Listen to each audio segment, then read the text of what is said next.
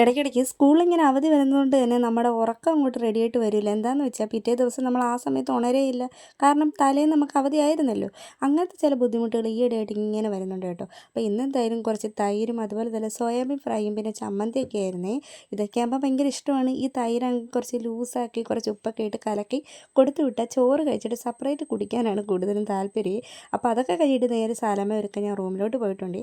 അവളുടെ കാര്യങ്ങളിലെല്ലാം എൻ്റെ ഒരു കൈ വേണം. അതങ്ങനെയാണ്. എന്താണെന്ന് വെച്ചാൽ ഞാനും പിന്നീടാകുമ്പം ഈ കാര്യങ്ങളെല്ലാം വല്ലാതെ മിസ് ചെയ്യുമല്ലോ.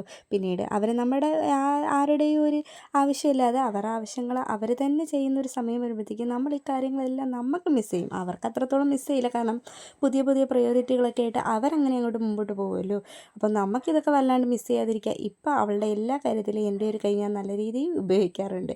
അപ്പോൾ അതൊക്കെ കഴിഞ്ഞ് ഇന്ന് അത്യാവശ്യം താമസിച്ചാണ് പോയിട്ടുണ്ടായിരുന്നത്. എന്നാലും കുഴപ്പമില്ല. അപ്പോൾ അത് നമുക്കൊരു ഓട്ടോ ഇട്ടിട്ടുണ്ടായിരുന്നു. എല്ലാവരും വരിയായി നിരയായി ഇനി ഒരിത്തിരി പോലും സ്ഥലമില്ലാത്ത രീതിയിൽ കയറി പോയിട്ടുണ്ടായിരുന്നു. പിന്നെ വിട്ടിട്ട് നേരെ തിരിച്ച് വീട്ടിലോട്ട് വന്നിട്ടുണ്ടായിരുന്നു. അപ്പോൾ ഇന്ന് നമുക്ക് നല്ല മധുരദോശയായിരുന്നു ഉണ്ടായിരുന്നത്. അതായത് പഞ്ചസാര തേങ്ങ വെച്ചിട്ട് ഓട്ടയുടെ പോലെ മടക്കിയെടുക്കുന്ന സാധനം. അങ്ങനെ വേഗം തന്നെ അതൊക്കെ അങ്ങോട്ട് അകത്താക്കിയിട്ടുണ്ടായിരുന്നു കേട്ടോ.